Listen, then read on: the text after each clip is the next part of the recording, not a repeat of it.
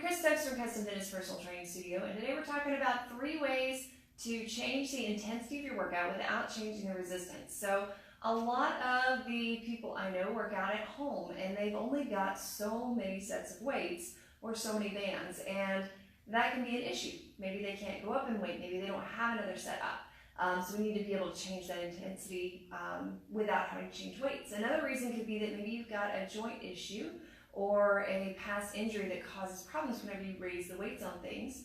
And so by not raising your resistance, but rather changing the intensity of the exercise, we can do a lot more to keep the body happy, I guess, is a good way to say it. And there's really 3 great ways to do that other than just going faster, right? So number 1 is to remove your stability. So for us here at the studio, we like to use BOSUs, we use balance discs, we stand on one leg, but what we really love to do is to use discs. Now this floor is pretty smooth, so I've got on socks, I'll show you without, but really the discs that we use are pieces of fabric. So if you're at home working out and you need to remove stability, a piece of fabric on a tile floor is great, or a smooth floor, maybe wood floor, or paper plates on carpet. Great ways to do that. So whenever we think about that, let's take a lunge for instance. If we were to do a lunge with less stability, we would still want one foot grounded, but the other foot could slide rather than being stepped, which is going to allow you to put more pressure into the floor. You could do the same thing with a squat, slide it to the side and up, or you could slide it straight down the middle and right back up. There's a million different ways that you can do it.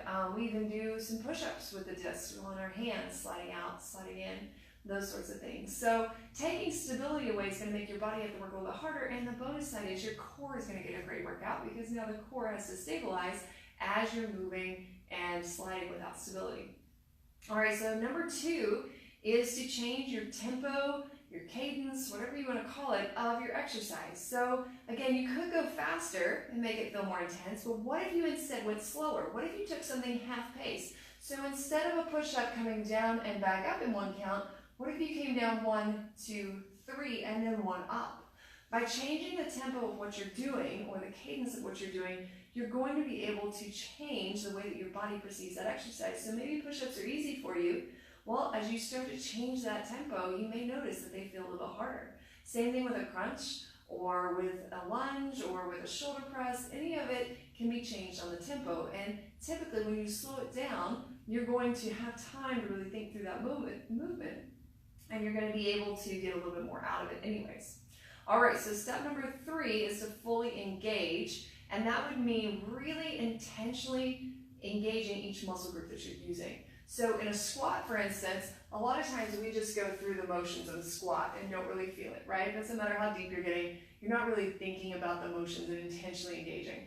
But if you take it a little bit slower, slowing down that cadence like we said before, and you take it down, and then as you come up, like right there, you start to really squeeze through the legs, and you start to feel the glutes squeeze, you feel the abs squeeze, everything working together. Whether you have weights or you don't, you'll start to feel those after a few reps. And the same thing can be done with a crunch, right? So we're laying on the floor, and instead of just going through the motions of lifting up and down, we start to truly engage the core, and that pulls us up and lets us back down. And so by doing that, we start to actually use the muscles in the way that they were meant to be used, which can be a pretty amazing workout. If you haven't done that before, and you typically just go through the motions, you may notice some huge changes there.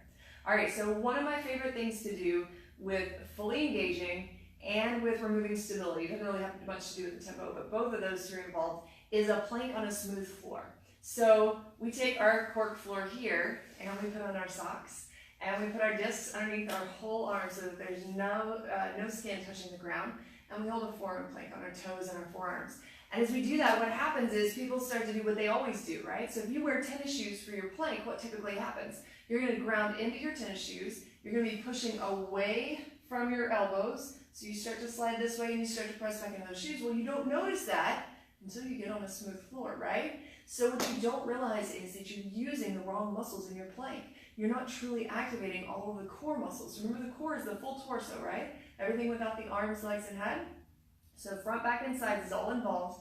And as we start to push away, we're pushing, but we're not stabilizing. The whole point of a plank is to learn to stabilize the spine, to protect the spine, We get a great core workout when we do that, but that's because those muscles are designed to do that. They're designed to stabilize the spine. So in that plank example here, hopefully you can see, if we take it down and we take all skin off the floor, the goal is, instead of pushing back here, to actually pull in. Now we don't pike the hips to pull in, instead we engage the core. You'll feel the elbows pull in, you'll feel the toes pull in, and ultimately you'll find a shake or two that'll be good for you. So we want to find that way to improve our stability. Now I'll tell you that I've taken some of the biggest guys and some of the longest planking women and put them in that plank, and they will shake within just a few seconds.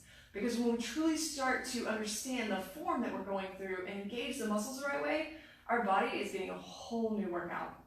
So I hope those are some tips that you can take this weekend to start putting into the workouts that you're already doing, so that you don't have to go and make them harder, but instead we start to work a little more on the smart side and make our workouts a little more efficient. If we can better help you creating programs from exercise to nutrition, even just the lifestyle coaching, we work on all that here with our team at Custom Fitness. So feel free to give us a call, 806-322-3188, and down in the comments below I'm going to put a couple ways that you could easily get started with us if that's of interest to you. Have a great day.